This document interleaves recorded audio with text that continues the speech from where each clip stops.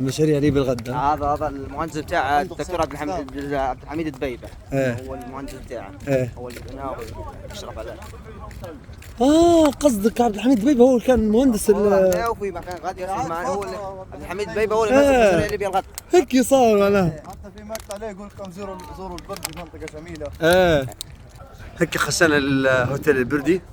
تعالوا مع بعضنا نخش داخل ونشوف الهوتيل كيف تصميمه، اللي هو قاعد زي ما هو بكل شيء، بكل مقتنياته، بالفرش متاعها، بكل تجهيزه، قاعد زي ما هو وواقف على العمل. ما شاء الله. اوكي هذه صالة الاكل. بارك الله.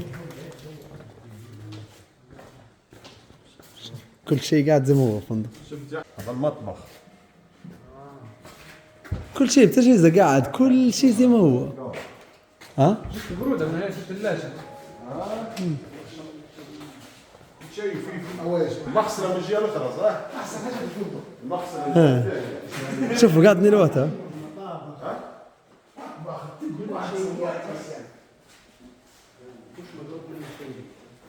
يعني نتكلموا على تجهيز تقريبا 5 ولا 6 نجوم داخل الهوتيل، جاهز بكل شيء ومسكر الهوتيل. شوف ما شاء الله. شوف حتى منيو المنيو. بعت اسعار ولا بعت اسعار منيو يا جماعه؟ بعت اسعار منيو بس. طبعا هذني اسعار ايام الدولار بجنيه و30 قرش. سياحيه ايام الدولار. يعني دينار زوز دينار. هذن سياحيه ايام الدولار. فهمت؟ يعني كانت غاليه بكر، التسعير هذه كانت تعتبر غاليه. احنا خشينا تو جناح منامه. جناح على غرف. والله مش عارف 50 هيك.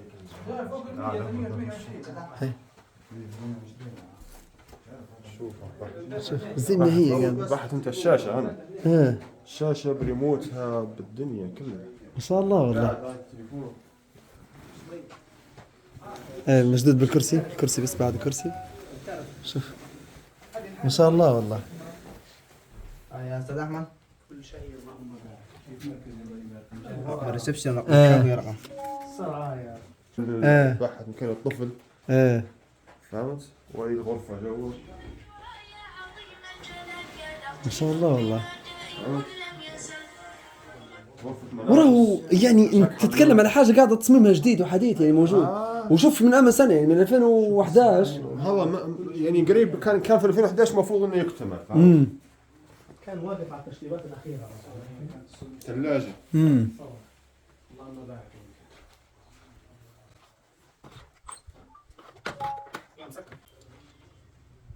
يعني هنا طلعت تكون هيك.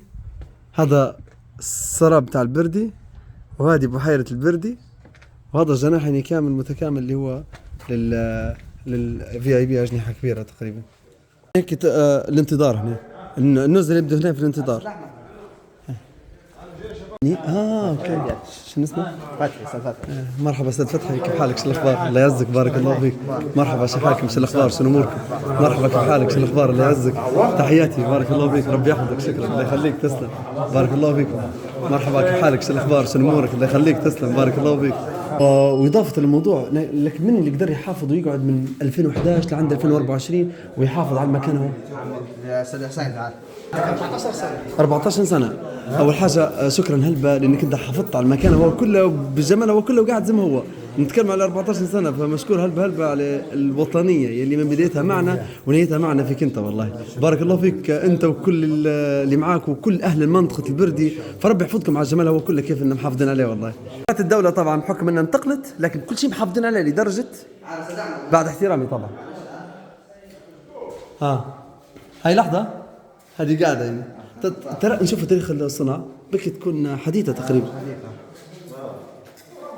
2011. نتكلم على كل شيء كله تلقاه موجود وقاعد زي ما هو. هذا الصابون هو مش صنع، هذا الصابون وهذا منديل معطر والصابون وكله مكتوب باسم الهوتيل، كله مكتوب باسم هوتيل هوتيل البردي. يعني انا لما نقول لكم على حاجه لما تكون بالمصداقيه دير ضي هنا ترى، لما تكون بالمصداقيه في شنو ترى، لما نقول الحاجات البسيطه اللي زياده زي ما قدروا يحافظوا عليها فمعنى الشخص تسلم لها حتى بلاد بحالها والله بجد بامانه والله. وزي ما شفتوا بالجمال هو كله اللي داخل الهوتيل يعني اللي قاعد زي ما هو. فنتمنى تكون الرساله توصل ويهتموا به ويكون يعني حتى بالمردود ليه يعني بالمدخول ليه ويفتح هيك ابوابه ويبدا شغل كبير هلبة، فيعطي جمال يكمل الرفع والضم والتنوين لكلمه البردي. فربي يحفظ ناسنا حبيبنا في البردي.